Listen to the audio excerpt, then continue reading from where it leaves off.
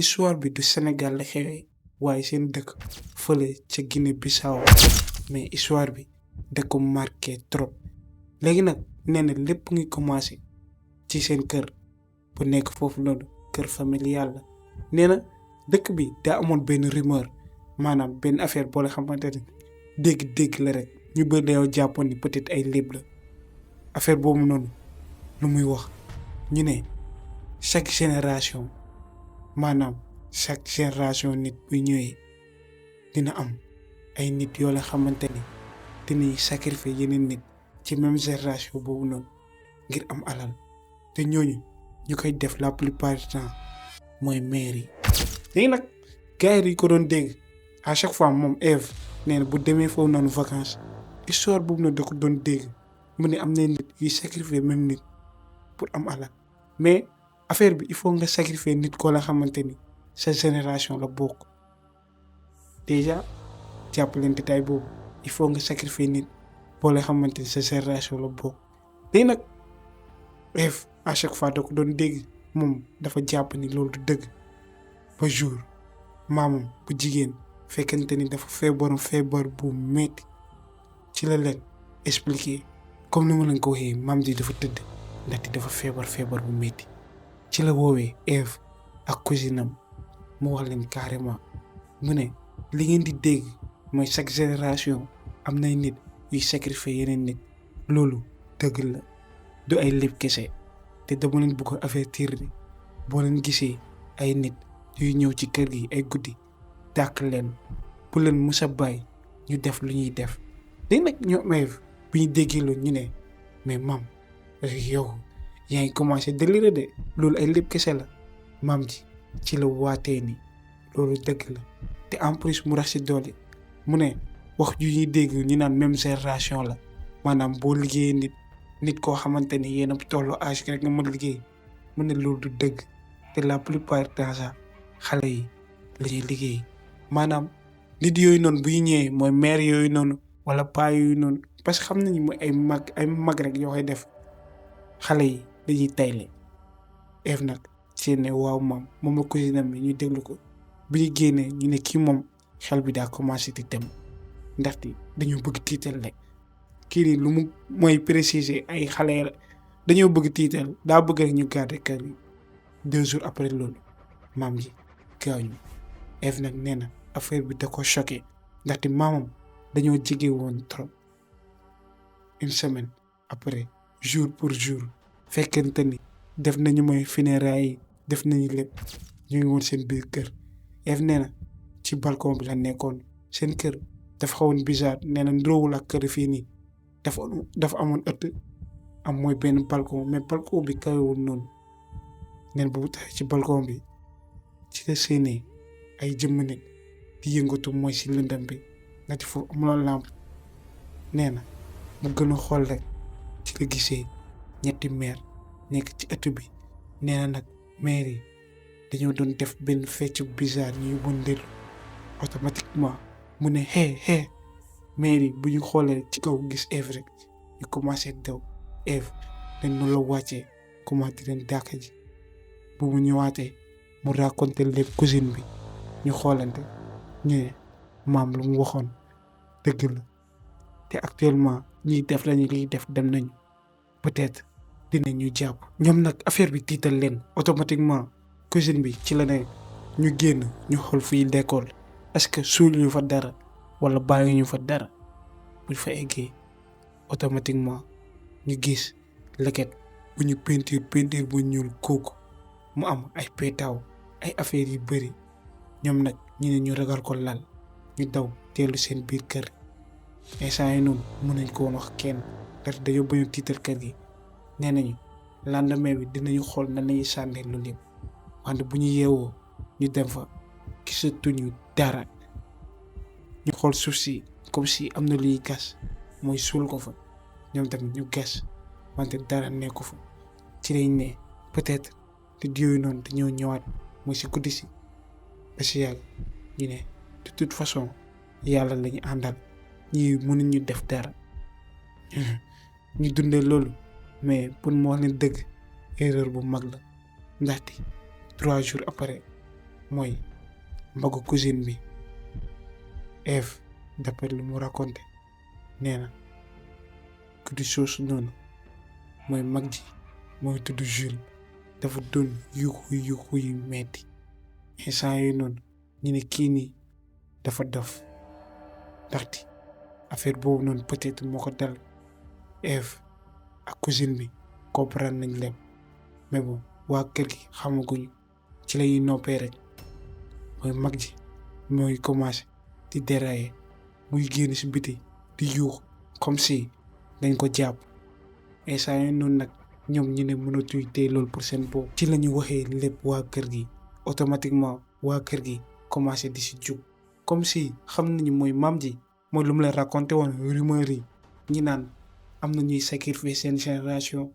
waa kër gi comme si loolu xam nañ loolu dëgg la ñu commencé di ci jug wante mag ji Jules moo ngi def ay mbir yu doy waar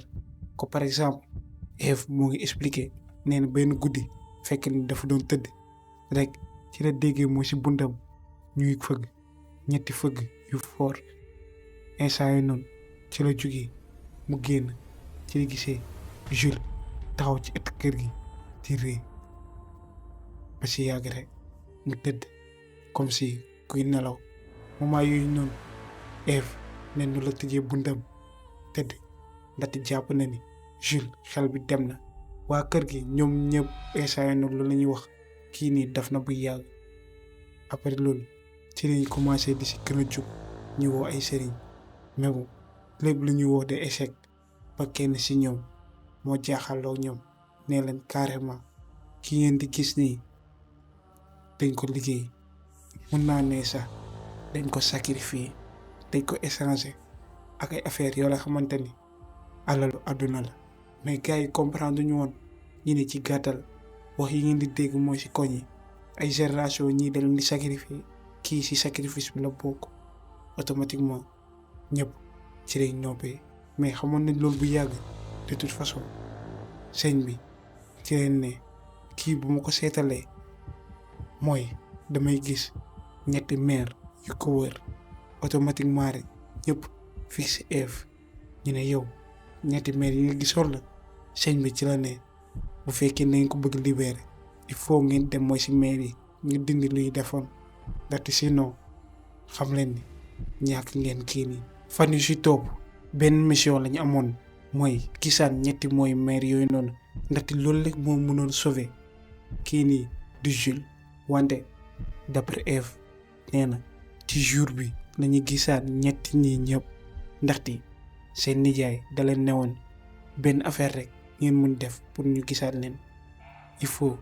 ñu xool muy ay nit yoo la xamante ni ci koñ bi lañu dëkk te en plus nga xam ni ci fan yi ni passé am nañu ay nouvelles yu garaaw ndaxte la plupart du temps bu ñu tey leen nit rek dañu am ay nouvelles ci semaine bi. comme nag comme ni ma leen ko waxee matul benn jour ñu gisaat ñoom ñetti ñëpp bi leen gisee Eve nee na xàmmee na leen forcément ñii rek la mën a nekk première bi kooku noonu ci mooy 48 heures yi mooy jaay bu mu doon jaay dafay yokk trop mën naa ne sax d'après Eve nee na comme si dafa amoon taabu mu jég saay am cantine gars yi nee na peut-être forcément moom te Eve nee na ci d'après ñu mu gis kii ni ci la bokkoon keneen ki mooy doom ci 48 heures yi fët doom ji dem na kaw maanaam dem na voyager Europe keneen ki nangu na këru ku jëm ci 48 heures yi te ñoom ñetti ñëpp Eve nee na forcément ñoom ñetti rek la mën nekk ñaan ñi ñu bañ ba tëdd ñu ne du ñoom ñu ne monsieur yu ñëw ci biir kër gi wante ñetteel bi kooku noonu nag fekkente ni peut-être d'après Eve nee na mu ëppoon yërmande buñ ko laajee daa jaaxal ak ñoom mu wax leen dëgg bi yëpp mu ne ñoom ñett ñoo ñëwoon ci biir kër gi waaye benn affaire rek la bëggoon préciser Jules bu dof bii nii du ñoom ñoo ko dofloo te gars yi comment naan mais yow da nga dof xanaa du yéen a ñëwoon mooy ci ëtt kër gi ngeen def seen affaire mu ne waaw ñun ñëw nañu mais dafa am kenn ku joxe autorisation bi ndaxte mënuñu laal beneen famille mooy d'après rituel bi mënoo laal keneen ci beneen famille tant que du ñun ñoo ko nangu te ñun dañu amoon benn pacte. Il faut nga xam ne au début du ñu ñett kese la woon ñeent lañu woon te gars yi neen ku la ñeenteel ana ñeenteel bi rek Ève nee na duñu doole ñeent de ñett laa gis ñuy daw ci la ne dëgg la ñett lañu woon jour boobu noonu mais ñeenteel bi gaañu na ñëpp nee na mais léegi loo koy tuddee mu ne am na importance ndaxte ñeenteel bi seen maam la woon seen maam boobu noonu moo tayle Jules bii nii automatiquement Ève ak cousine bi seen xel ci la ñëwaatee comprendre nañu lu tax seen maam woowal leen di leen expliquer affaire yi ñu ne automatiquement comprendre nañu encore une fois maam ji ndekete ci ñooñ la bokkoon ci saa si waa famille bi commencé woon nañu mer di commencé di jug di wax kooku mais Ève ak cousine bi xam nañu maam ji ndekete moo tayle Jules mais kooku noonu maanaam mooy mère boobu noonu wax na leen lu leer nee na maam ji moo leen tayle te en plus Ibrahima bii nii dañ ko tànnoon bu yàgg heure bi dafa jotoon rek waa kër gi bëgguñu woon dégg loolu maanaam waa famille bi ñu génn dem seen yoon mais encore une fois Ève ak cousine bi xam nañ ne loolu dëgg la léegi nag kanta mooy Jules il fa dellooyee dara ndaxte après feebar bi dafa gën a empirer dafa dem ba di gën a metti ñu ne leen kii nii du mës a wéraat ndaxte ñeene dañ ko échanger ak moom Ève moo ngi expliqué depuis jour boobu noonu ba léegi nii Jules xel bi musul ñëwaat wees li nag gars yi wax la ma loolu leen xalaat ci histoire bi doy na waar trop bien vrai que xewewul Sénégal mais histoire bi genre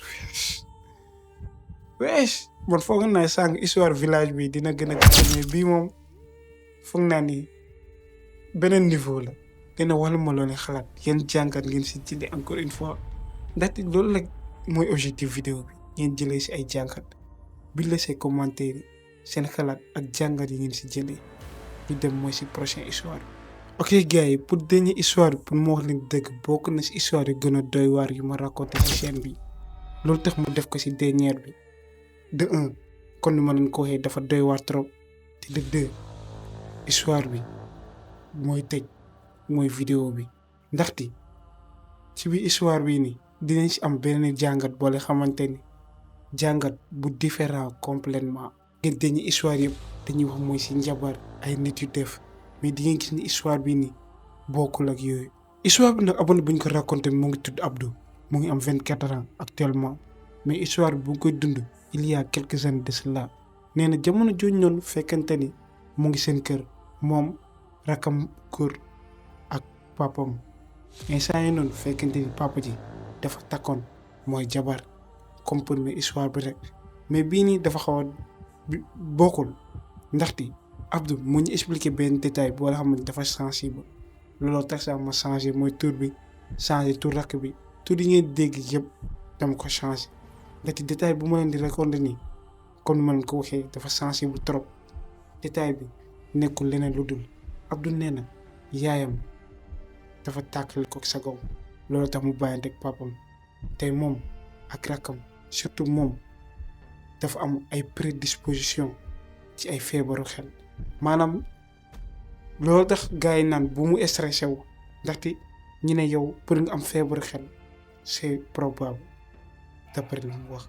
léegi nag détail boobu noonu dafa important téye leen ko bu baax. bref nee na histoire bu ñu raconté bi nag mooy commencé frère am bu am 14 ans nee na jour boobu noonu nag fekkante ni daa wàccoon mooy jàng ñëw rek dugg mooy seen néeg ci la gisee mooy rakkam bu góor tëdd mooy si lal bi di xool benn kay bu mu ko gisee rek mu ne yow da nga nekk di jàng wala da nga nekk di foo rakk ji ci la tourné mu ne yow da laa nekk di jàng dama nekk di fookee ñu commencé mooy di tooñante fi noonu moment yooyu noonu nag bu teg saak bi mu ne ñi nar a bëree tout ça rek mais bu mu eggi si côté mooy rakk ci rek mu xool kay bu mu yor kay bi dafa xaw a doy waar te kay bi dafa mel ni kay bu yàgg la te en plus côté bi comme si lu ko waaj a lakk rakk gi ci la jugee mu ne Abdou xoolal kay bu ma gis nii kay bi dama ko for Abdou ci la ko xoolee mu ne mais kay bi xaw na doy waar rek benn affaire la si bind Abdou bu mu liiree benn moo kese la dof dof dof dof moo bi ñu ngi koy répété di ko répété si page yi yëpp rek mooy rakam bi mu ngi tudd Moustapha ci la ne Abdou lii de foog naa ni suy bàjjan moo ko def mooy tante bi mooy jabaru papam moo ko fi def ndaxte nee na ma joxal leen détail bi nee na jamono jooju noonu ñoom neexoowuñu woon ñoom ak tante ji dér bi la woon si kër gi dañoo doon am ay problème yu bëri loolu c'est normal bref ne looloo tax rakk ji automatiquement mu jëm tante ji mu ne suy tante am na lu ñu bëgg def instant yii noonu Abdou nee na Moustapha bàyyi sa wax yi xam nga ni papa bu ko déggee day andiwaat mooy beneen problème rek si kër gi wante rakk ji mu ngi insisté mu ne mën naa waat ni kii nii moo ko def kii dañoo bëgg jot daf ñoo bëgg rey instant yii noonu Abdou jéem na calmer rakk ji mais rakk ji moom il est certain que moom tantam moo def loolu mooy ci biir néeg bi kay moo ko andi léegi nag waa ji mooy Abdou ci la ko ne mais yow kay foo ko jëlee sax mu ne ci biir néeg bii nii mu ne fan mu ne ci ginnaaw armoire bi la nekkoon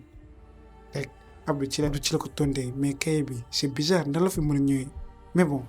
mais xamuñu peut-être gars yi ñoo ko fi andi mënuma ko expliquer mais kay moom kay bu normal la wante rakk ji moo ngi insister rek ba benn moment rek Abdou nee na maa ngi dem mu génn mooy dafa demoon dem booy sangu ji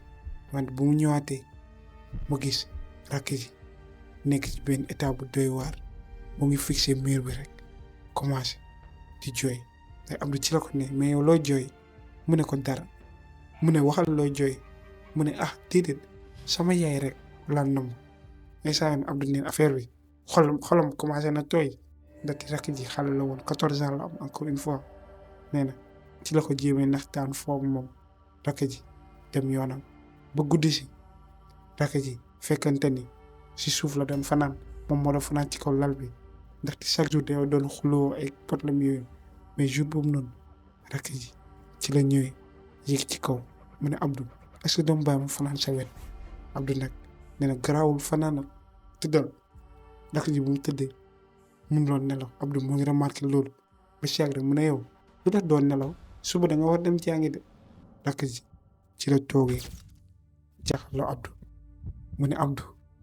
kaye bii nii am na lu si nekk Abdou ne lu tax nga wax loolu mu ne kaye sàng bi de mu tëjee ba dernier page yi dama dégg am na kuy woo sama tur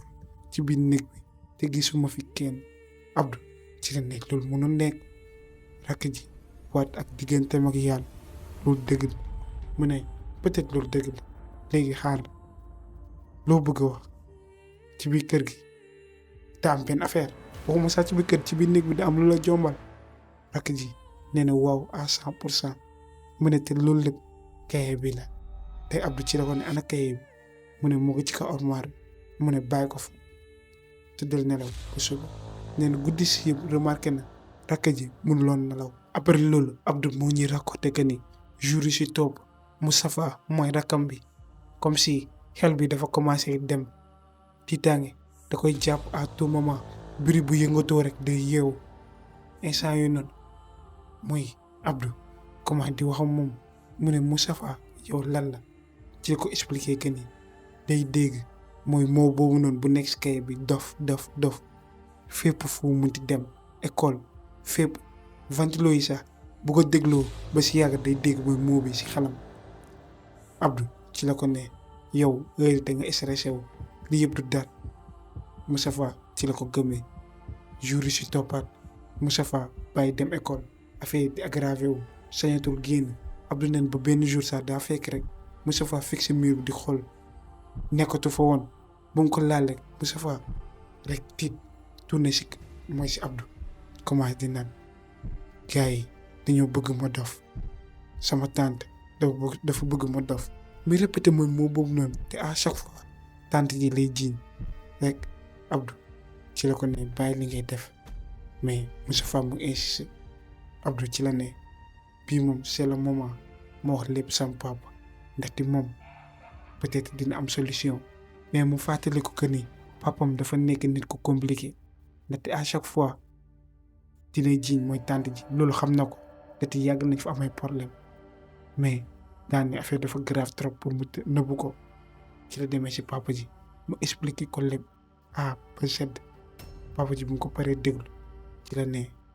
lii de sa tante moo ko def automatiquement ne ko sax di jaar si yoon yu bëri mu ne sa tante moo def lii sa tante moo leen bëgg dofloo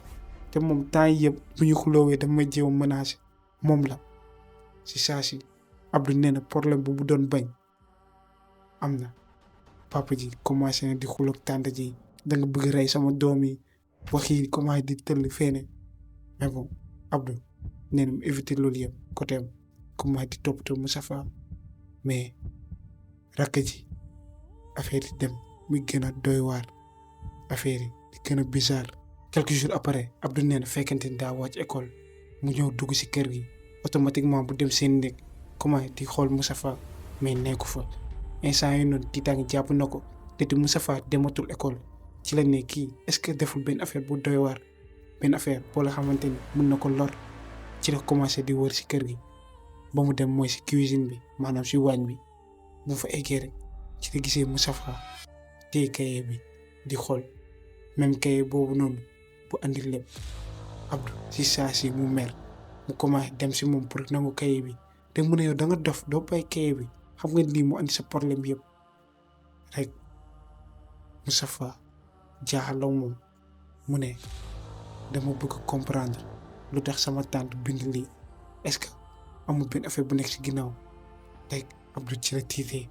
mu ne yow munoo bàyyi wax jooju noonu sama tante deful dara du moom. Moustapha ci la ne mais cahier bi nee na moom la ba si yaakaar mu commencé di jooy mu ne Abdou dafa mel ni cahier bi daa bëgg ma dof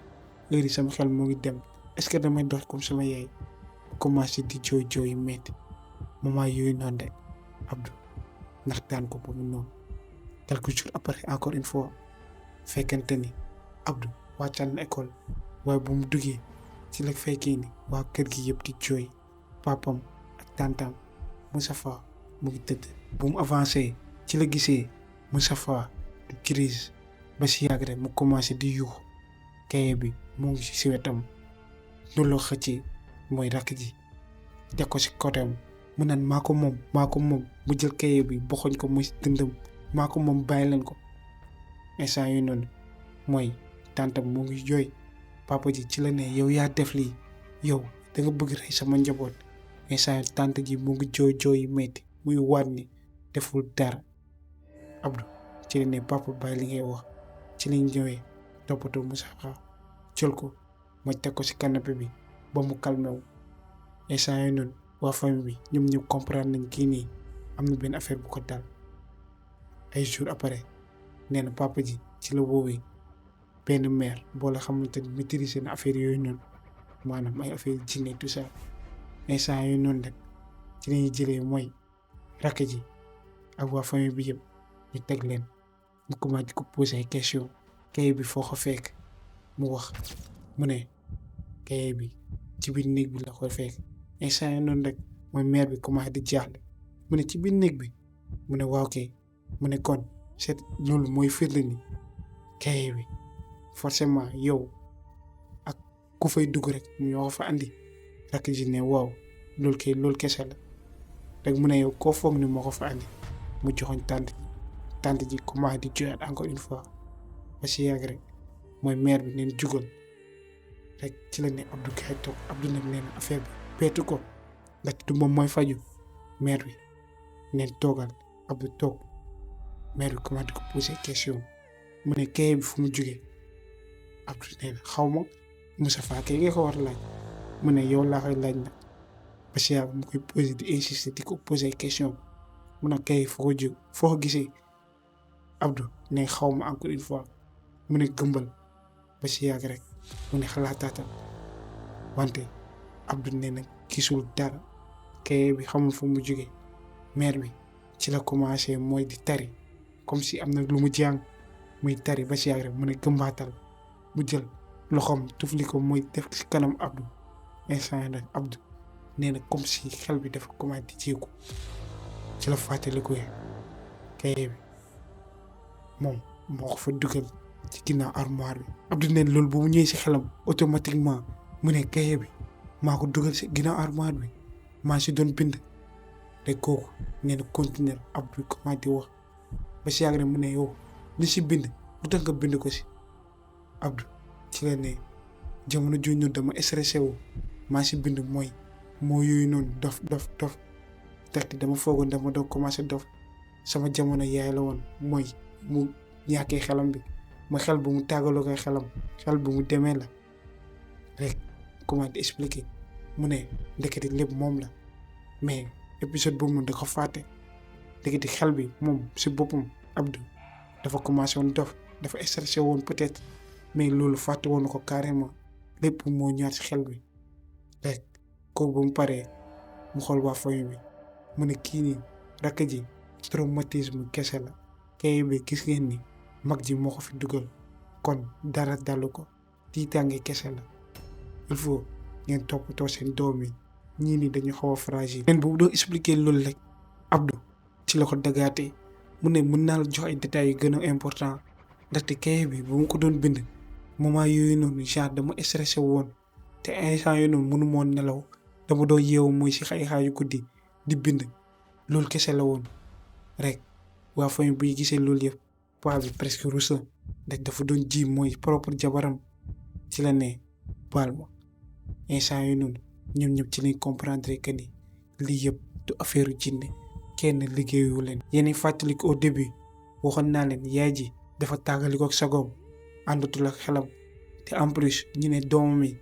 peut-être mën nañ am genre feebar yi loolu kese la doomam yi mooy Abdou ak Moustapha dañu xaw a fragile côté boobu mooy kaye bu mu ko gisee automatiquement en plus ak problème yu nekkoon ci kër gi jubóowuñ ak tànd bi si saa si rek ndekete loolu moo andi loolu yëpp loolu moo tax mu foog ni am na lu koy topp affaire yooyu noonu yëpp loolu kese la kenn liggéeyu ko encore une fois tante ji deful dara. léegi nag Abdou muy expliquer que ni après loolu mooy Moustapha rakk ji commencé na tane bien vrai que après loolu mooy quelques jours yu si toppoon ni xawoon na sonn loolu mais gars yi dem ba dalal xelam lépp ñëwaat à la normale leen depuis jour boobu noonu nag ci lañu quitté mooy fu ñu nekkoon ñu ñëw mooy Almadi bi looloo tax instant yi nii ñoom ñëpp moom a rakk ji ñu ngi jël ay traitement ñoo ngi dem di seeti ay médecin ndaxte xam nañu mooy ñoom seen xel dafa xaw a fragile dañ ko doon ci seen yaay. gars yi histoire bi nii la jeexee bëggoon naa bii nekk ci fin bi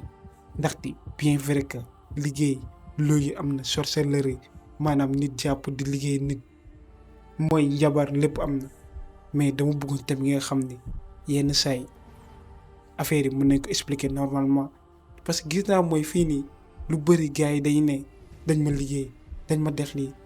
il faut ngeen xam ni yenn saay dara dalu leen loolu dama ko bëggoon préciser ci vidéo bi à chaque fois du peut-être à chaque fois loolu nga gis ngeen ne jinne la liggéey la ay li ut leen ay affaires yu rationnelles xool leen histoire bii nii rek genre à la fin kay xam nañ kenn liggéeyu leen dañu amoon mooy ay problème psychologique kese te lépp mën nañ ko résoudre encore une fois histoire bi jàngat bu ma ci jëlee mooy lépp du liggéey parce que encore une fois tamit Sénégal fii nii gars yi dañoo bëgg victimiser wu ci affaire yooyu noonu presque solution bu yomb bi la dañ la def dara benn affaire échec na sa life rek non dañ ma liggéey il faut nga xam ni yenn say seen bopp la mais bref wala ma seen xalaat ci histoire bii nii moo wax leen semaine prochaine wala jour yi di ñëw ndaxte am na benn histoire bu garaaw ci benn thème bu garaaw bu may préparé